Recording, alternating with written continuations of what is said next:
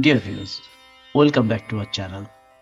We have reached the end of our journey of understanding the self, but the actual journey is endless.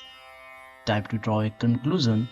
However, there can't be any conclusion for something which will never be concluded. Hence, I have decided to recall the wisdom we received from Isha Upanishad. Before we begin, I recommend you to watch previous shloka to understand meaning of karma and journey beyond death, and other shlokas if you miss them. Links to those videos are given at the top right corner of the screen.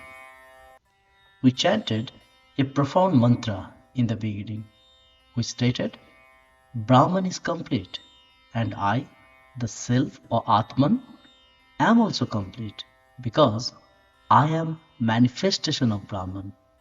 Knowing this truth and realizing the completeness of the Brahman, I become complete. The Isha Upanishad started by declaring that all living beings are covered by Isha or Lord. As the world is an illusion, live life with detachment. Live all lust and desires. Doing any action with this thought, anyone can wish to live as long he or she wants. There is no other better way of living apart from this.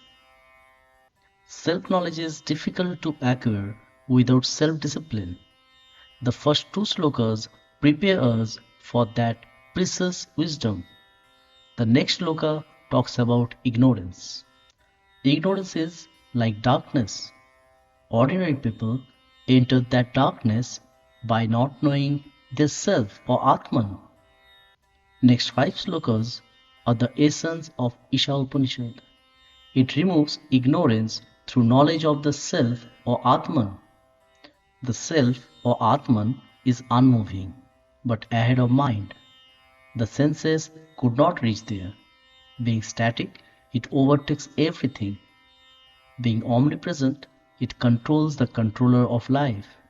The self or Atman moves. It doesn't move. It is far. It is very nearby. It is inside of all, and it is also outside of all.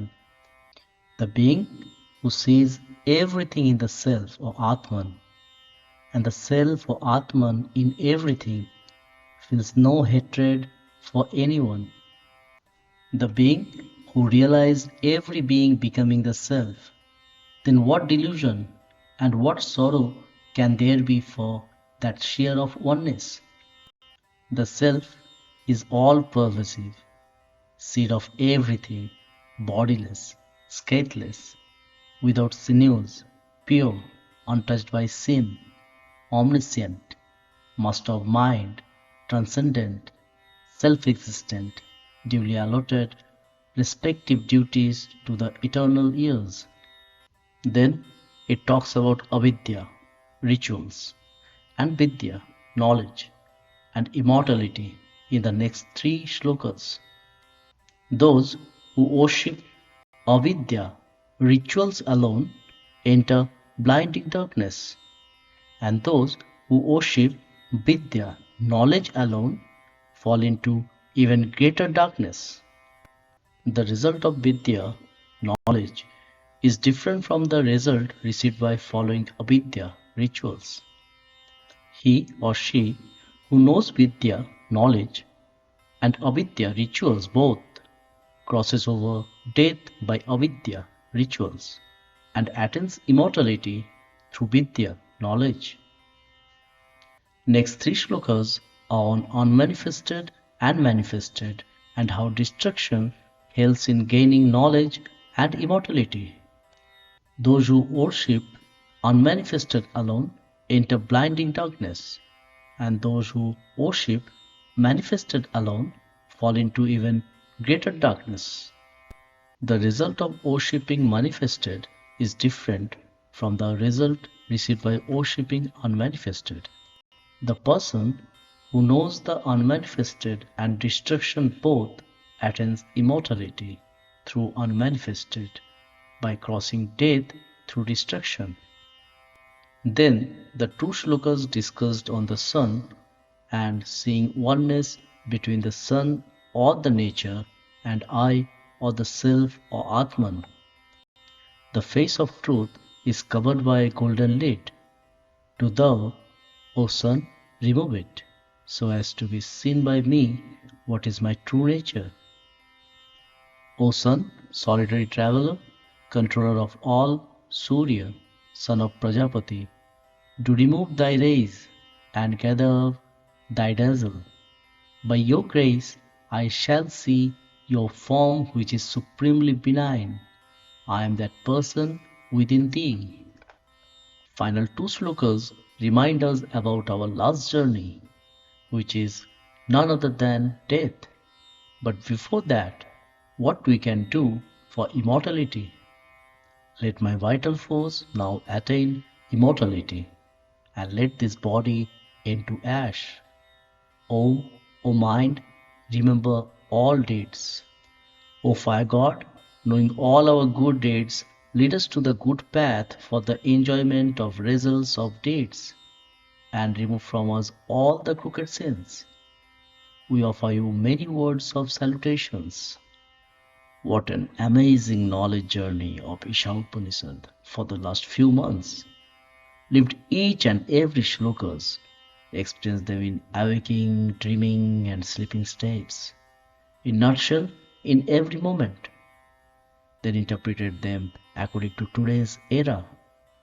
Discussed many crucial modern day issues and found solutions in the slokas.